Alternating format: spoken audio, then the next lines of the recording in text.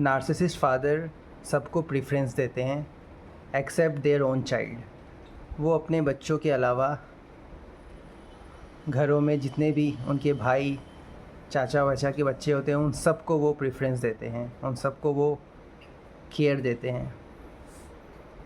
Even उनके सारे relatives को भी, सिर्फ अपने बच्चों को नहीं देते हैं।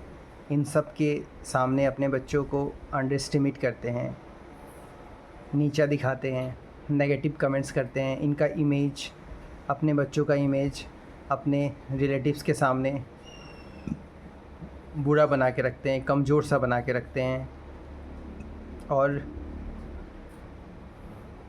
बाकी रिलेटिव्स को इस तरीके से हैंडल करते हैं, टैकल करते हैं जैसे कि वो इनके अपने हैं, और जो एक्चुअली में अपने हैं उनको वो दुश्मन बांध बैठे हैं, उनको वो यूज़ एंड थ्रो कर रहे हैं, उनको बस अपने ज़िंदगी का एक कंफर्ट का सोर्स बना रखे हैं,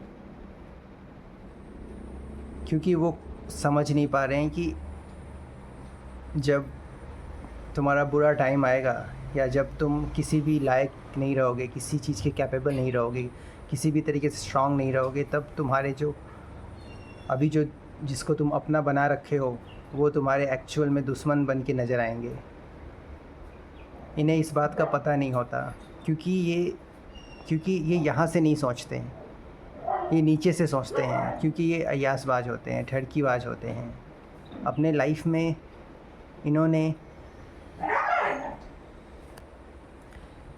बेसिकली एक्चुअल में जो नार्सिसिस्ट होते हैं ना, वो जिस चीज़ से फंक्शन कर रहे होते हैं वो होता है लस्ट, वो होता है सेल्फिशनेस, वो होता है लोगों को डिसरेस्पेक्ट करना। पूरी ज़िंदगी स्टार्टिंग से, जब से जन्म लेते हैं तभी से अपनी ज़िंदगी में इसी तरीके से चीज़ों को करते आए हैं, हैंडल करते आए हैं, इसी तरीके से बड़े भी हो गए हैं। और आगे जाके इनके दिमाग में बस यही रहता है कि किसी तरीके से इनका फ़ायदा हो जाए। इनको यही नहीं दिखता कि सामने इनका अपना है या पराया। ये लोग मोस्ट ऑफ द टाइम अपनों को दुश्मन समझ लेते हैं और दुश्मन को अपना समझ लेते हैं। इस तरीके से ये नार्सिसिस्ट ऑपरेट करते हैं पूरी ज़िंदगी। और आप अगर ऐसे सिचुएशन में फंसे हो, आप ऐसे सिचुएशन से घिरे हो और आपको ऐसा लग रहा है कि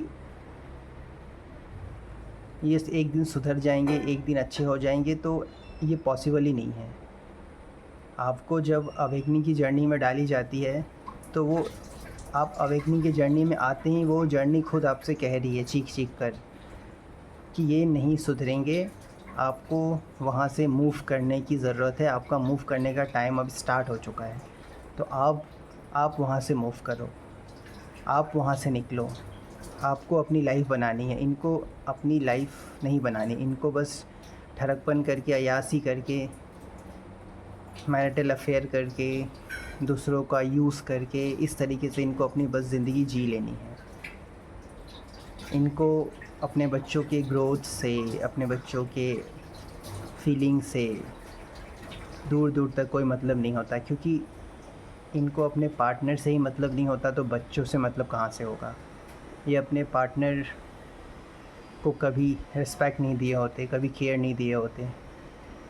एक तरीके से इनका कर्मा इन्हें मिल रहा होता है। और जब आप वहाँ से हटोगे नहीं, आप उनसे दूर नहीं जाओगे, तब तक आपका लाइफ में पॉजिटिव चेंज नहीं आ सकता और पूरी तरीके से भगवान, डिवाइन, यूनिवर्स इनको इनका कर्मा नहीं दे सकता। इसलिए भी आपका वहाँ से हटना ज़रूरी है, आपका वहाँ से निकलना ज़रूरी है। क्योंकि भगवान कोशिश भी कर ले, गॉड कोशिश भी कर ले इनको कर्मा देने का, तब भी ये नहीं दे सकता, क्योंकि वो सारे कर्मा वो आपके ऊपर थोप देंगे। आप अभी बहुत फ्रस्ट्रेटेड रहते होगे। अभी क्या, आप जब से इनके साथ हो तब से आप फ्रस्ट्रेटेड हो, सुकून से नहीं हो, घुटन में हो, आपकी लाइफ में कोई चेंज नहीं हो रहा, आप बस ऐसे ही सड़ते जा रहे हो, गलते जा रहे हो। आपका इवन कुछ करने का, कुछ एक्शन करने का भी मन नहीं करता। तो वो सब इसी टॉक्सिक एनवायरनमेंट, टॉक्सिसिटी की वजह से है। इंसान फ्लडिश ग्रोथ कुछ अचीव तभी कर सकता है जब उसको एक इमोशनल सपोर्ट मिले। आपका इमोशनल सपोर्ट आपके खुद के नार्सिसिस्ट पेरेंट्स ही ड्रेन कर रहे हैं, सक कर रहे हैं, और वो खुद उस इमोशनल सपोर्ट को सक करके लाइफ को सुकून से जी रहे हैं, एंजॉय करके जी रहे हैं। तो आपको बेसिकली निकलने की ज़रूरत है। कंक्लूज़न ये है कि आपको वहाँ से निकलना है। वो वहीं सड़ेंगे, वो वहीं गलेंगे, क्योंकि वो नाली के कीड़े हैं।